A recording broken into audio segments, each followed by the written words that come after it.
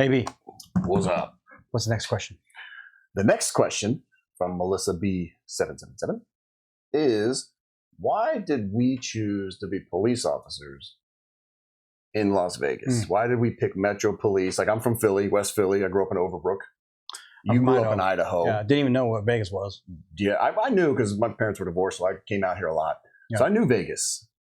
Why did you pick 1990, my brother worked as a Idaho State Trooper in Idaho. Yep, I remember. And he does a car stop, and it's all on camera. He gets shot twice in the chest. Point blank. Yep. On a car stop. Yep. So at that point, I decided, hey, if I can take somebody off the street, I'm going to do that to help, right? Yeah. So my ex-sister-in-law, Shelly Clark, she was a dispatcher. Well, that's what I remember, Shelly. And she told me about Metro.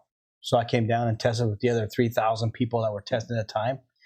And we had the internet at the time, but I wasn't well versed with the internet. And it was dial-up. Right, exactly. Google search or whatever search I did, I think it was AOL, about one of the best departments in the nation, and Metro popped up, and it was right down the street, and we had family here. So that's why I decided to come to LVMPD and be a cop. Make a difference in someone's life. Well, I was an EMT. I mean, I was a guitar player most of my life. Still a guitar player. Matter of fact, our producer Steve is my old drummer. Yeah, we've been playing together for like 20 years. Yeah. Anyway, when I became an EMT, I hung out with cops, a lot of Philly cops, firefighters. So I was like, okay, I'm gonna become a cop. I'm tired of getting all bloody. So I was gonna become a cop. Tested for Philly, and they hired me. But then when my wife and I, we did the research. And in Philly, man, from what I saw and what I knew from some cops, the training was 100% just not good. Yeah. Basically, in the FTEP, you go with one officer, field training. You go through one officer, and you ride with him for like 6 months, and you learn from him. That's it. You don't get any other officers. Yeah. So if he's crooked or a crappy cop, you're going to be crooked. You're going to pick up those traits. Crappy cop. Yeah. So I didn't like that at all. Yeah. And I knew some Philly cops, and I wasn't into it. Well, I wasn't into what they did. Wasn't your cup of tea. Wasn't my cup of tea at all. I wanted to be a cop because I wanted to help people. Yeah. Some of the cities back there, I don't like that, the way they handle their business. And also, a lot of places back east is very weird. You have to put yourself through a police academy. I'll never understand that. Yeah. Because I remember I tested for or looked into a bunch of different places around Philly, Delaware type, Jersey. And they were like, well, you have to put yourself through pay for yourself to go through a police academy. And then you have to apply, and then you get on a waiting list for years. It actually seems very hard to become a police officer back east. Unless you know people, right? Unless you know people or your family. But it seems very hard and very odd. And I do not like it. To put yourself through a crappy police academy that I have to pay for, and you don't even know what you're getting.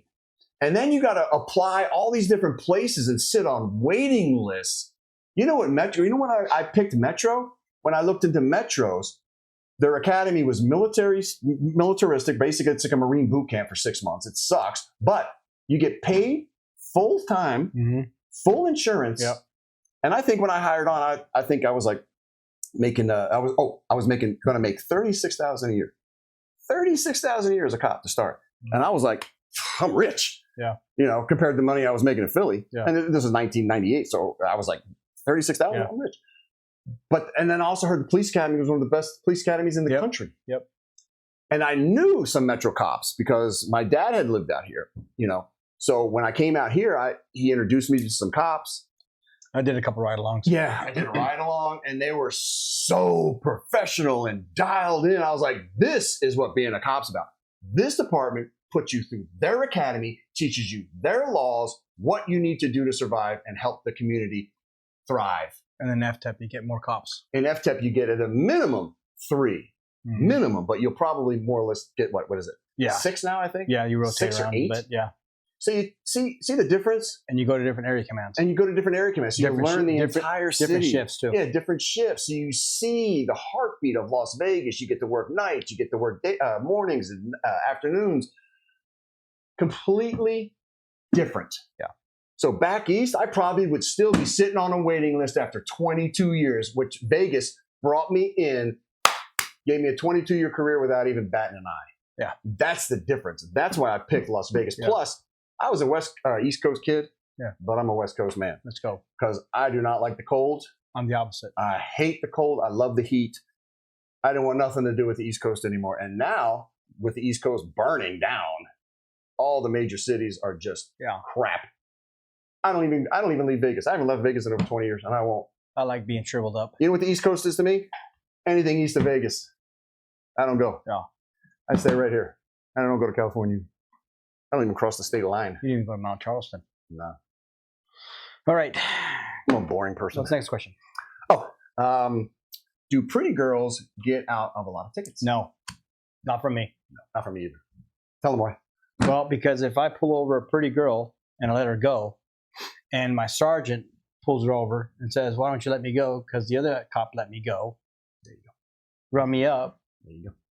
Get myself in trouble. The badge will get your chicks. The chicks will take your badge. Yep. Remember that, boys. Yep. Stay away from them. Yeah, I did the same. Yeah. Yeah. I actually had a... and it pisses me off that they get in the clubs for free and we don't. we don't. Yeah. Yeah. That's a different story. They should be able to get it for free. Men. Exactly. I had a girl, I was walking up to the car and she didn't know I was there. Right. So I get to the B pillar. B pillar and I'm just kind of looking. She's fluffing up her boobs and she's unzipping it a little bit more. And I was like, "How you doing?" She's like, "Oh." What are you doing? And I was like, yeah, I just acting like no big deal, whatever. And then at the end she goes, this is classic because it's been in movies, but we actually say this in real life. She says to me, I said, "Here, 3 copies, sign here." Yep. "I thought you don't give pretty girls tickets." Oh. I said, "We don't."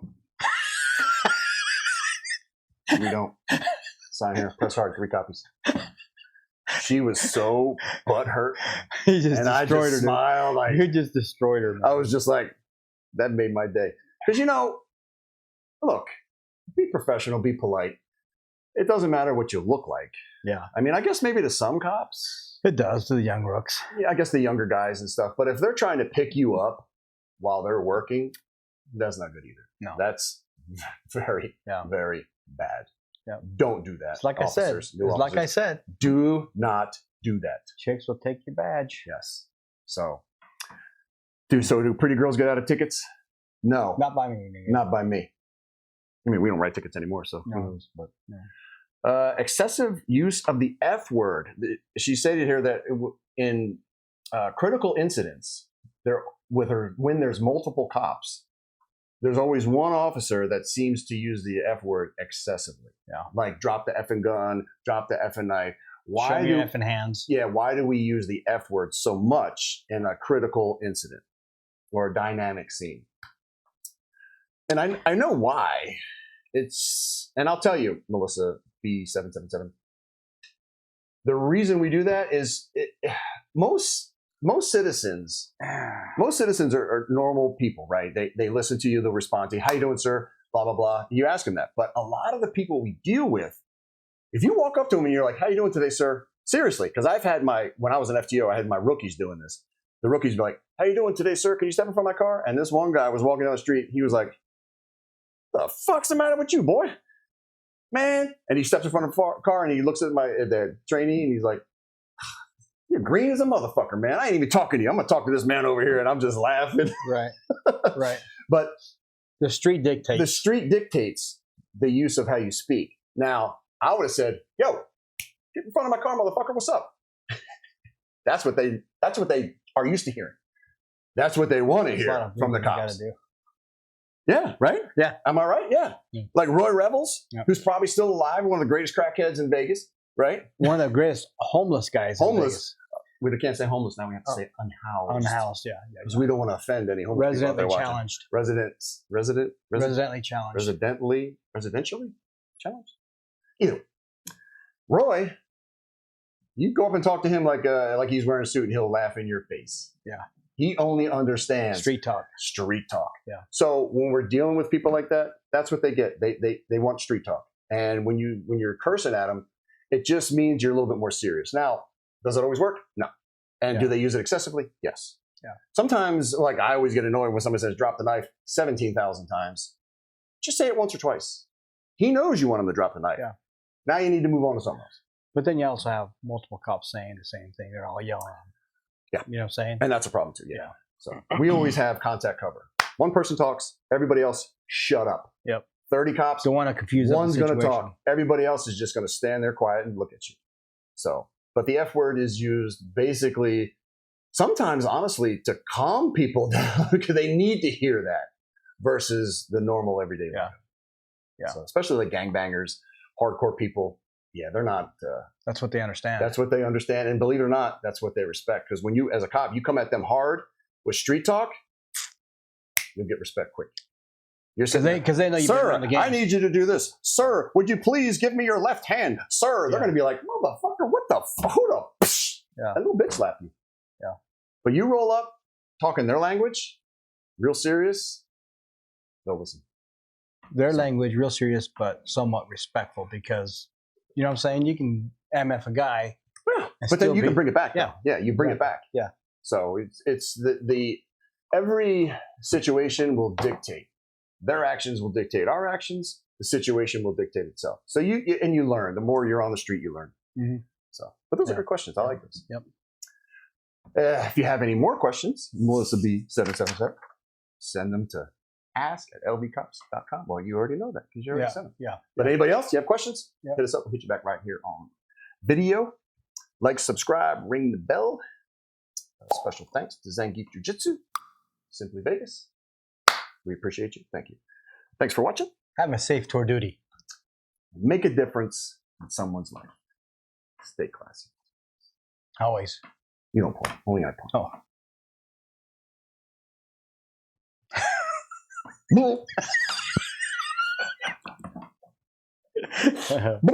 You don't do it right, dude. You're not that good. 1 Sam 5 and 1 Sam 6, copy of 425 call. Copy. 1 Sam 5 en route. 1 Sam 6, copy, en route.